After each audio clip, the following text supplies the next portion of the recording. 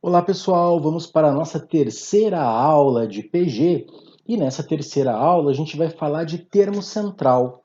O termo central é uma propriedade que nós temos da PG, que é o termo mediano. Quando nós temos uma sequência em PG, o termo mediano tem uma propriedade que eu vou mostrar para você agora. Vamos lá. Bom, para deduzir, eu vou começar com três termos. Nós temos aqui o primeiro termo, temos o terceiro termo e o termo central. O termo central é o A2, o termo mediano. E nós já conhecemos uma ideia para calcular a razão. Para calcular a razão dessa PG, nós fazemos A2 dividido por A1. Só que também dá para fazer A3 dividido por A2. Da mesma forma, calculamos a razão da PG fazendo A3 dividido por A2. Bom, então eu vou apagar esse Q, nós não vamos trabalhar com a razão agora, esqueça o Q, e nós queremos isolar o A2. Lembre-se que o título dessa aula é termo central.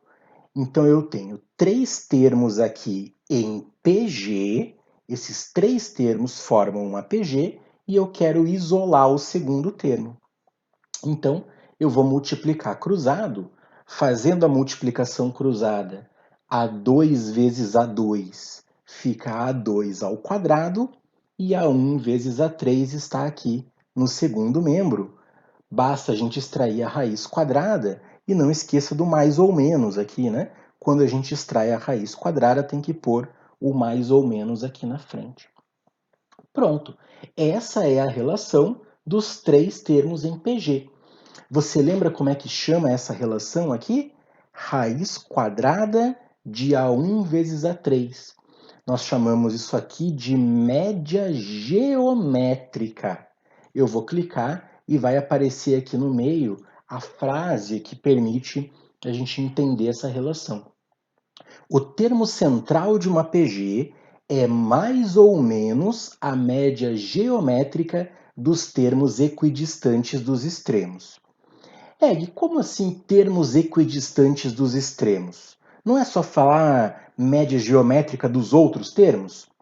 Não, é que aqui nós temos três termos, então acaba coincidindo falar termos equidistantes dos extremos ou falar outros termos.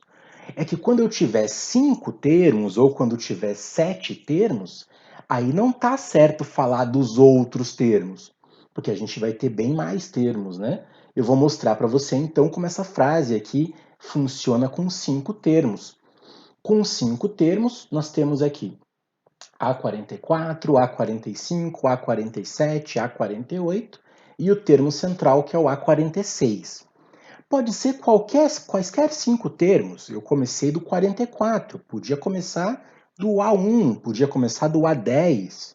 Não importa, isso funciona com quaisquer 5 termos em PG, ok?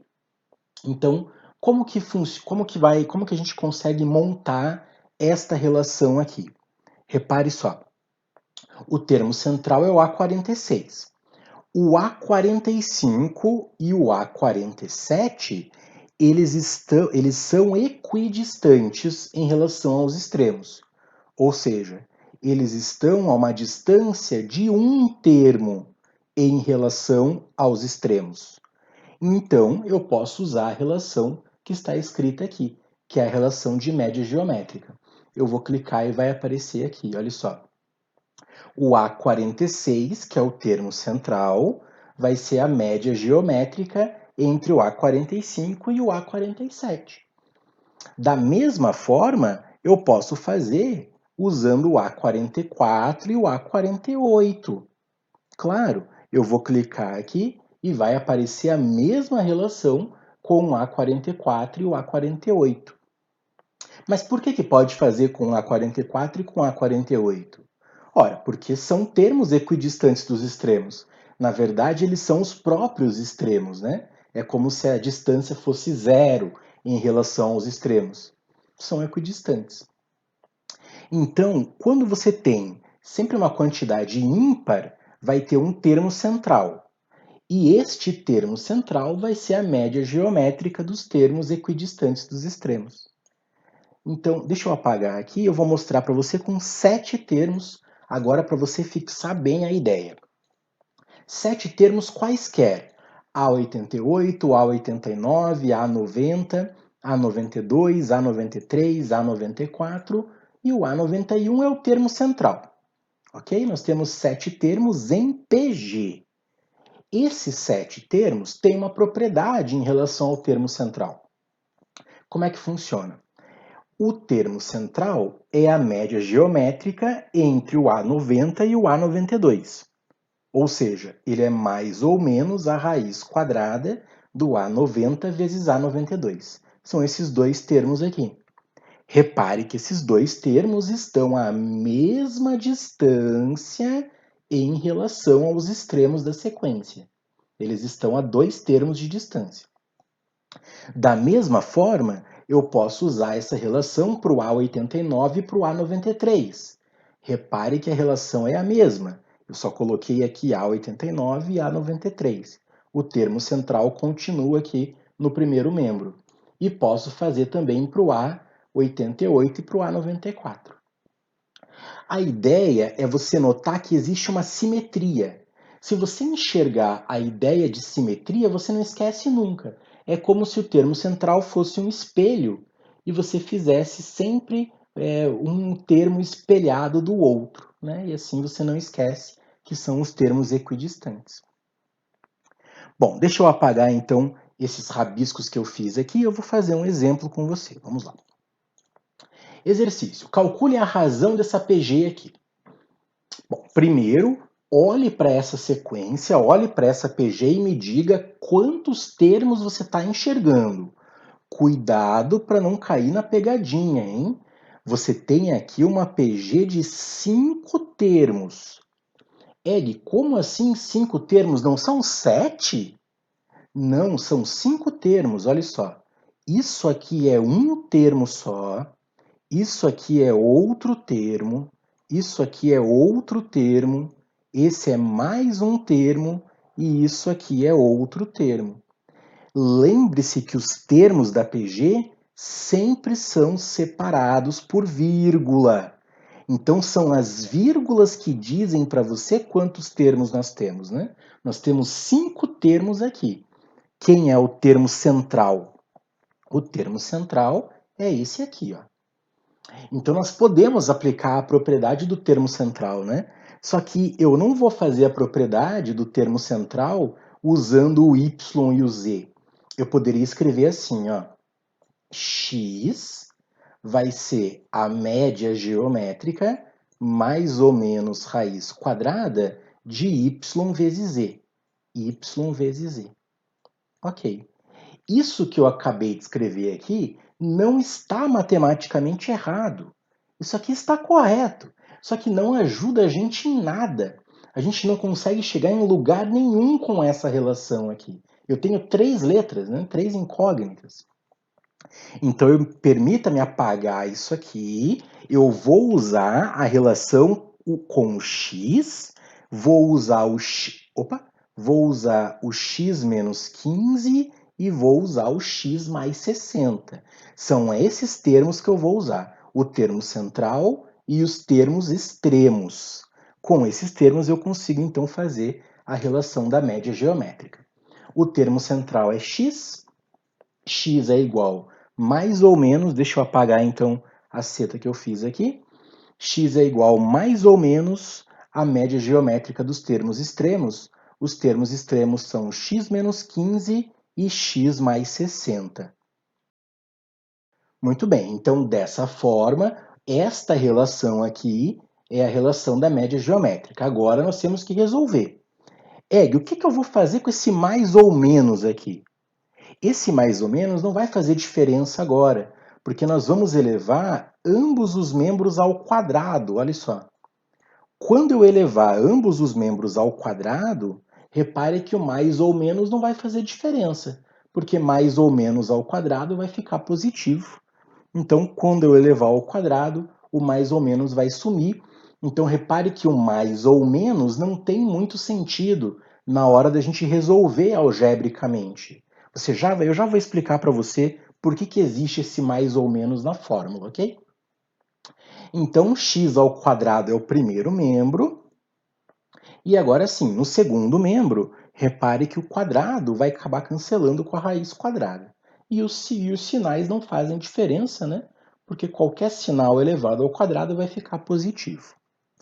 A gente vai fazer a distributiva, x vezes x dá x quadrado, x vezes 60 dá 60x, aqui fica menos 15x e menos 15 vezes 60. Eu vou clicar aqui, então a distributiva está feita.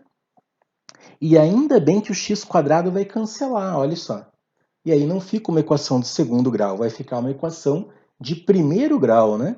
60 menos 15, 60x menos 15x vai dar 45x, e dessa forma, então, 45x igual a 900. Esse menos 900 aqui vai lá para o primeiro membro, então 900 igual a 45x, nós vamos encontrar x igual a 20. Não terminamos o problema ainda, não foi isso que o exercício perguntou.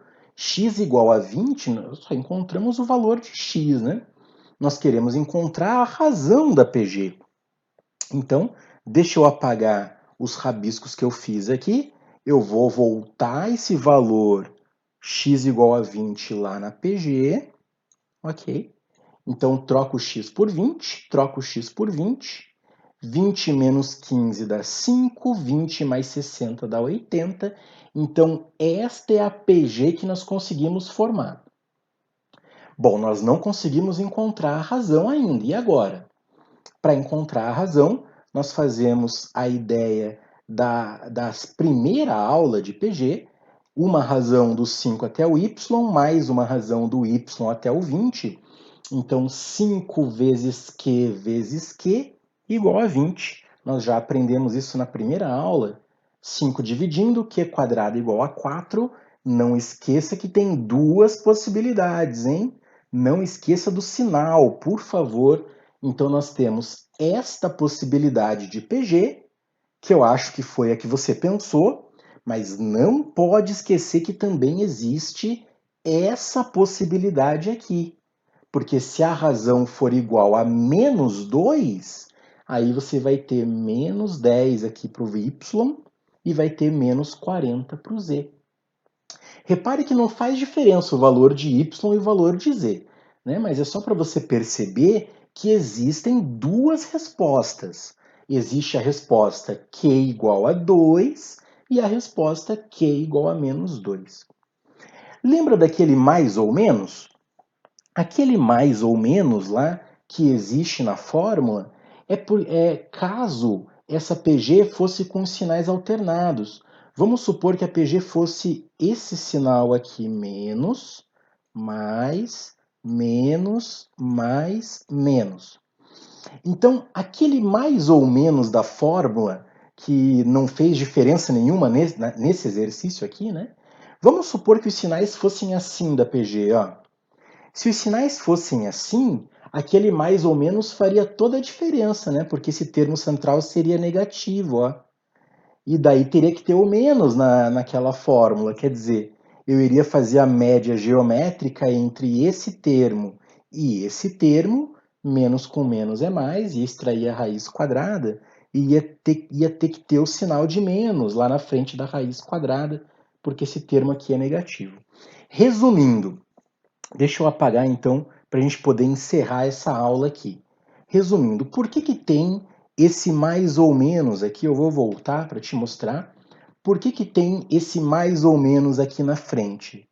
Ora, tem esse mais ou menos aqui na frente no caso da PG ser alternada. Se a PG for alternada e o termo central for negativo, aí tem que ter o menos aqui para garantir que a matemática esteja correta.